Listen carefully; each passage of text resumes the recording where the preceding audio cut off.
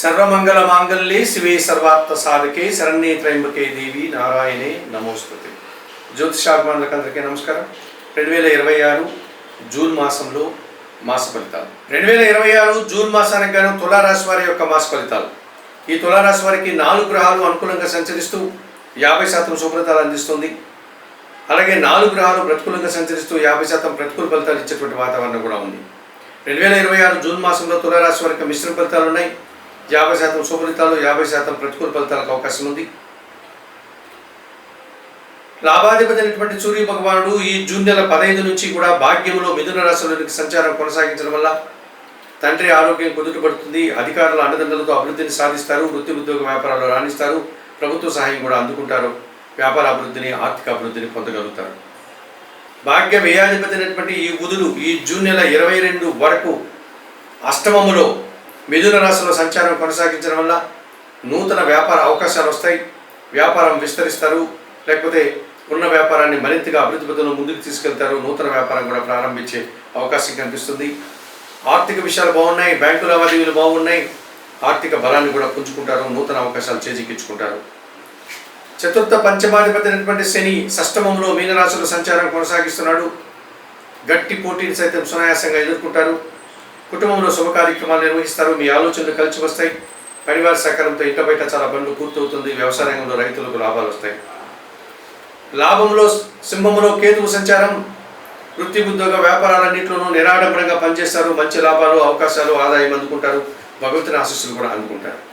మరి 2026 జూన్ మాసానికి గాను తులారాశి వారికి సూర్యుడు, బుధుడు, శని, కేతువులు అనుకూలంగా సంచరిస్తూ 50% శుభఫలితాలు అందిస్తున్నాయి. ఇక ప్రతికూలంగా కుజుడు, గురువు, శుక్రుడు, రాహు సంచారం కొనసాగుతోంది. ద్వితీయ సప్తమాధిపతి అయినటువంటి ఈ కుజగ్రహం ఈ నెలంతా కూడా అనగా జూన్ నెలంతా కూడా సప్తమంలో మేషరాశిలోను, అష్టమంలో వృషభ రాశిలో సంచారం వల్ల కుటుంబంలో అశాంతికి అవకాశం ఉంది. మీ మాటల వల్ల అపార్థాలు, జీవిత భాగస్వామితో కానీ వ్యాపార భాగస్వాములతో కానీ అభిప్రాయ భేదాలకు అవకాశం ఉంది. భూవాహన సమస్యలు అధికపోతాయి. రియల్ ఎస్టేట్ రంగంలో నష్టాలు వస్తాయి. తృతీయ షష్టాధిపతి అయినటువంటి గురువు ఈ నెలంతా దశమంలో కర్కాటక రాశిలో సంచరిస్తున్నాడు.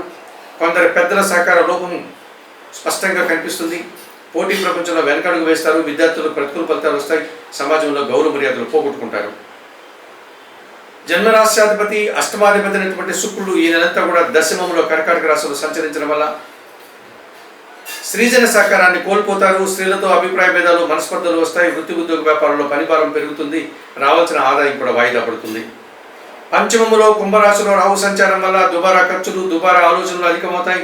విదేశీ వ్యవహారాలు ప్రతికూలంగా ఉన్నాయి. నూతన ప్రయత్నాలు, నూతన వ్యక్తుల వల్ల కూడా ఇబ్బందులు ఎదురవుతాయి. సమాజానికి ఇబ్బందిని కలిగించే విధంగా సమాజ వ్యతిరేక కార్యక్రమాలు చేసి మీరు నిందలు పడే పరిస్థితి కూడా కనిపిస్తుంది. సంతానంతో మనస్పర్ధలు కూడా అవకాశం ఉంది. మరి 2026 జూన్ మాసానికి గాను ఈ తులారాశి వారు తప్పనిసరిగా కుజుడికి, గురువుకి, శుక్రుడికి, రాహుకి పరిహారాలు నిర్వర్తించుకోవాల్సిన అవసరం ఉంది. పంచమ రాహు దోషం నుంచి బయటపడడానికి చాముండేశ్వరి అమ్మవారి దర్శనం, ఎర్రటి పండ్లను నైవేద్య సమర్పణ చేయండి. దశమ శుక్రదోషం నుంచి బయటపడడానికి మహాలక్ష్మి అమ్మవారిని దర్శించండి. మహాలక్ష్మి అష్టకం చదువుకోండి. అలసందలు అనగా బొబ్బర్లను బాగా ఉడికించి బెల్లం పొడితో కలిపి గోవులకు ఆహారంగా అందించండి. దశమ గురువు దోషం ఉంది. రాఘవేంద్ర స్వామి దర్శనం చేసుకోండి. రాఘవేంద్ర స్వామి స్తోత్రాలు కానీ, జీవిత చరిత్ర కానీ పారాయణం చేయండి. శనగలను నైవేద్య సమర్పణగా తయారు చేసి స్వామివారికి సమర్పించండి. సప్తమంలో కుజదోషం ఉంది. సుబ్రహ్మణ్య స్వామిని ప్రతిరోజు దర్శించండి. మంగళవారం రోజు అభిషేకం నిర్వర్తించండి. సుబ్రహ్మణ్యాష్టకం చదువుకోండి. ఎర్రటి పండ్లను నైవేద్య సమర్పణ చేయండి.